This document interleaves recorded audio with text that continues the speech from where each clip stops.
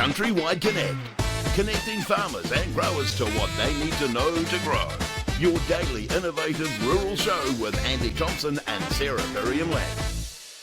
Fonterra's big pay day of the capital return from the sale of the consumer brands. So very exciting day out and about. So of course, it's the Dairy Country panel here that we have every week. Joining me in studio is the wonderful Anne Lee, senior journalist at CountryWide and co-host on the panel, the Dairy Country panel, as well as, of course, host of the CountryWide podcast. Thank you so much, Anne. I was just showing Anne Corrigan's beautiful records that he brought in earlier. Yeah, those gorgeous names for his cows. Isn't that lovely? Yeah, so he's got a creamy and a bluey and a star. These are all the LIC records from 1939 from the Soman's Golden Bay Farm. Yeah, well, there were 24 cows, weren't there? Yeah. Yeah. So gorgeous. So gorgeous. Hey, so who's joining us on the panel? Well, today we have Pete Morgan with us from Waikato, and he may be well known to some farmers. He is definitely been around for a while now. He's one of my go-to people when I want to sort of be a sounding board, someone to be a sounding board on an issue. He's a really great critical thinker.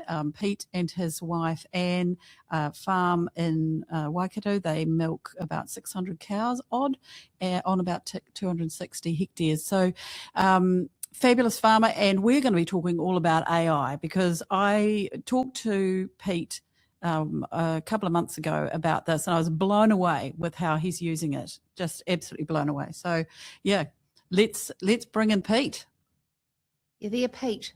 Hello, sir. Hello, how's it going? Good, thank you very much. Artificial intelligence is our topic of the side event today, as James Allen is going to be on the show talking about that presentation tomorrow. I understand from Anne, Pete, that you've been an early embracer of artificial intelligence. We have. It's funny how it's sort of ingratiated itself in a way that, if you're around long enough in the industry, you see different things come through from very early days with herd testing, spreadsheets and GPS and satellite feeds on feed, and of course all the budgeting templates and everything. And then Google comes along and you just get used to being able to have every question you ever wanted answered, but more and more information and more answers by themselves don't necessarily get you moving forward. So one of the parts that really surprises me about AI is it's just profoundly different in the way it works, what it enables, but along with that, how we need to think differently. We approach our business and the conversations with each other, using it as an aid quite differently to what you would logically be expected, just an extension of everything else we've done before. Yeah, so I remember you talked a little bit about the fact that farmers now are sitting in a stream of data, whether that's coming from sensors, cameras, wearables, all sorts of things. There's so much information that they can use, and the fact that AI can help you make some sense of that, that's one way that you're using it. Pete, can you tell us a little bit about that and how, because you're a halter farmer, you've been a very early adopter of halter, you've helped develop it really, because your feedback's been absolutely vital in that development. Tell us a little bit about how you can use AI to manage all this data and information. Right. I like your the stream analogy. I like because it's just this feeling of being awash in this ocean of it and caught in all the eddies and flows and rips and whatever else, and you end up quite out to sea, which is probably enough analogies. And especially given how much rain we've had in the last week, boy oh boy. Yeah. So and again, from a generational point of view, having come through farming through the 80s, 90s and 2000s, where data was such a precious commodity, you were always short of very high quality data, and the value in having deep insights that were only gained through long experience, interacting with cohorts, industry pooling of data, and very high levels of consultation. That gets completely upended where we have this opportunity to go from high quality data to getting very deep insights from it, and then to be able to seamlessly go through all of that and translate it right through to your situation on your farm today, as to how you're actually going to apply it, and then run 10 different scenarios on each of them and play them out, and then loop it right back around to the input data, where quite rightly it comes from everything to do with our feed inventories, production, animal behaviour and grazing dynamics, as we're able to with Halter, as well as all your bank records, your budgets, your plans going forward, and then loop back and actually get it to rerun what the implications are under a whole lot of budgeting situations, and not just for farm. This capital distribution coming through today, I mean, that creates some huge opportunities, but there's not. It makes me realise most of the time we'll play them out to just sort of 1 or 2 extra levels, and from there are just too many iterations normally to be able to run them, and I start losing the will to live after a while when I'm stuck in the office going through those, so it's get a little bit lost. So in our situation then, that it becomes more like a conversation. I think you and I have talked about this before, Anne, where rather than it being an extension of just Googling something and for it to be able to scurry away and come back with a whole lot of different options, that it becomes iterative, that you actually can, it can come up with a few suggestions, you can start steering it off in other directions, and play out a scenario as a two-way conversation with it, rather than sit back and just kind of hope it comes up with the right answer. So for me, this is where the change in thinking needs to be.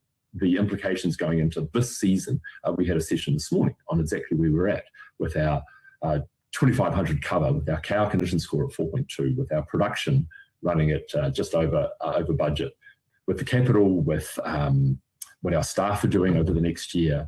What my role is, as I've moved to having a sharemilker and getting it to pull in all those threads and then incorporate what it already knows about me and my business, and not come up with answers, but come up with more and more higher quality questions about where we might be able to go to get more information on some of these scenarios and start pulling it in, and then have it ask whether it wants us to.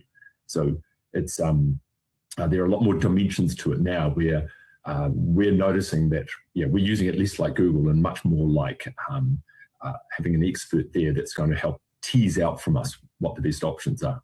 Yes. So Pete, sorry, I was just going to say, Pete, you're using potentially like ChatGPT or one of those chat bots. You obviously will have subscribed to it, right, to get the full version, because if you're not, it times out after about 7 questions and you can't.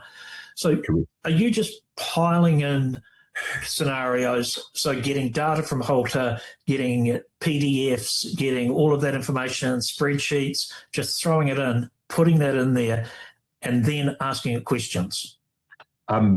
Yes and no. So initially, yes.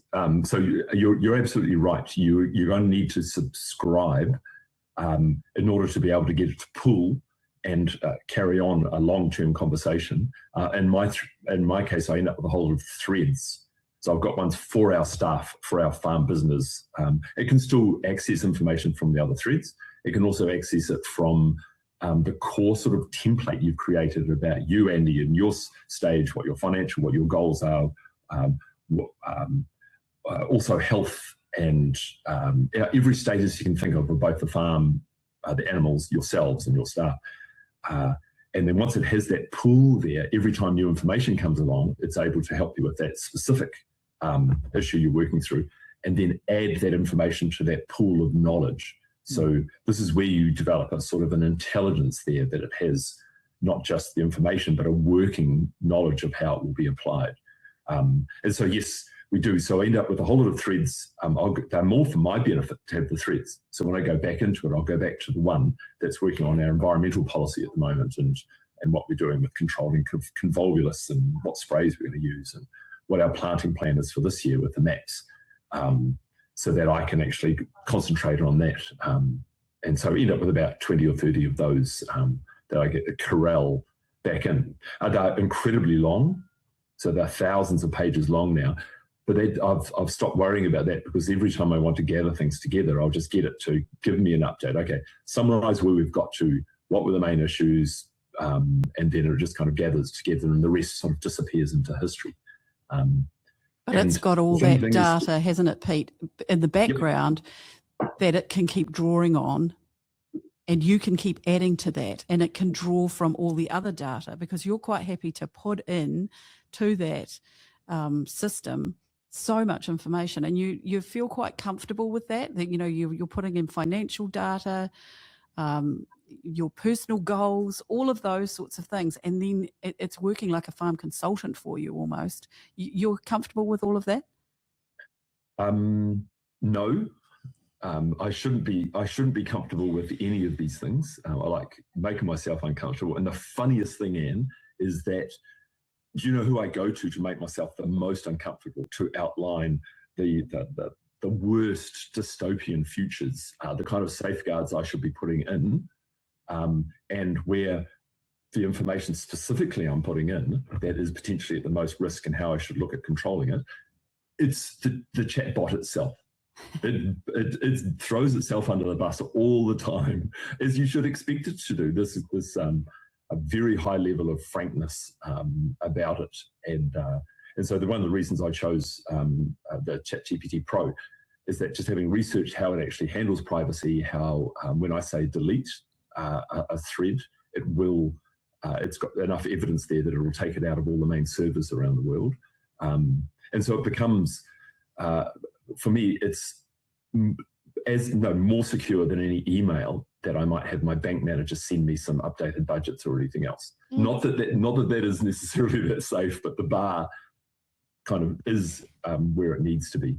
But I came across a great quote on a podcast from Sam Harris a few days ago, who's this fantastic commentator and philosopher, and he said that getting caught up in the swing of all of this is wonderfully addictive, and you can and feels refreshingly kind of suspiciously human in the way it actually will interact, quite apart from all the ego boosting stupid stuff it keeps telling you.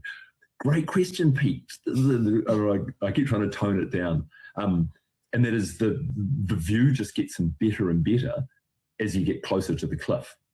I've thought about that a lot in terms of that these things look more and more and more wondrous, or the reason they do is, as you're saying, Anne, it's pulling in more and more threads and more information about you that potentially could have a cliff right in front of you. So we need to be very, very wary of that and carry on questioning.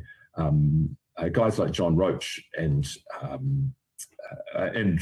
our industry leaders and DNZ and LIC, we need the CTOs within those organisations that have the information, and our banks, for us as farmers in particular, to be going to them and saying, you're supplying information, you've got the great technology, you've got all the links.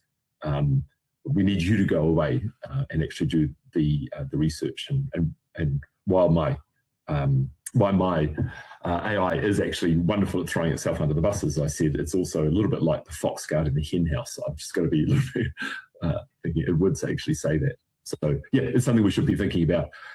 But there's another thing that we've got a degree of caution, but for me, largely, it's about us even going faster again.